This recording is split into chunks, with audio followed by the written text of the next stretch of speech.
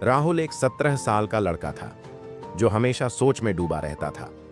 वह हर छोटी बड़ी बात पर इतना सोचता कि उसका दिमाग कभी शांत नहीं रहता। जब उसके दोस्त खेलते तो वह सोचता कि कहीं चोट न लग जाए। जब उसे पढ़ाई करनी होती तो वह सोचता कि अगर अच्छे नंबर न आए तो क्या होगा।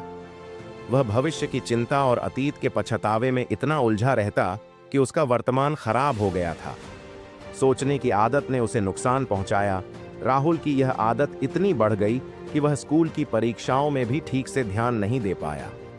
उसके नंबर कम आने लगे, दोस्त उससे दूर होने लगे और वह अकेला महसूस करने लगा।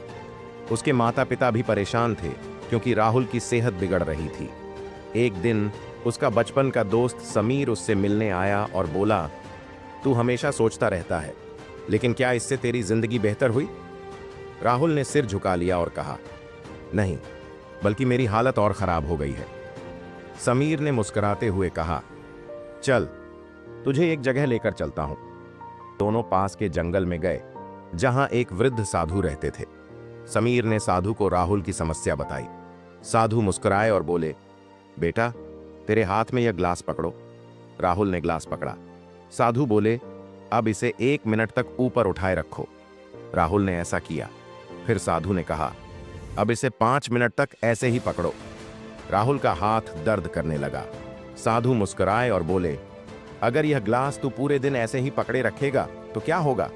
राहुल बोला, मेरा हाथ सुन्न हो जाएगा और मुझे दर्द होगा। साधु ने कहा, यही तेरी सोच के साथ हो रहा है। सबक, सोच को सही दिशा में लगाओ। साधु बोले, अगर तू हर चीज के बारे में घंटों सोचेगा तो तेरे मन और शरीर दोनों पर असर पड़ेगा। सोच उतनी ही करो जितनी जरूरी हो, नहीं तो यह सोच तुझे खोखला कर देगी। राहुल ने गहरी सांस ली और पहली बार उसे अपनी गलती का एहसास हुआ।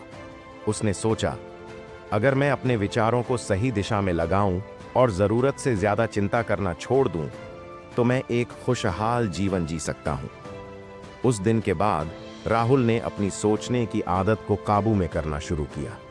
वह अब सोचने के बजाय काम पर ध्यान देने लगा। उसने खेलना शुरू किया, पढ़ाई पर ध्यान दिया और धीरे धीरे उसकी जिंदगी बदल गई। निष्कर्ष, सोचना जरूरी है, लेकिन जरूरत से ज्यादा सोचने से जीवन बर्बाद हो सकता है। जो बीत गया उसे छोड़ो, जो आने वाला है उसकी चिंता मत करो।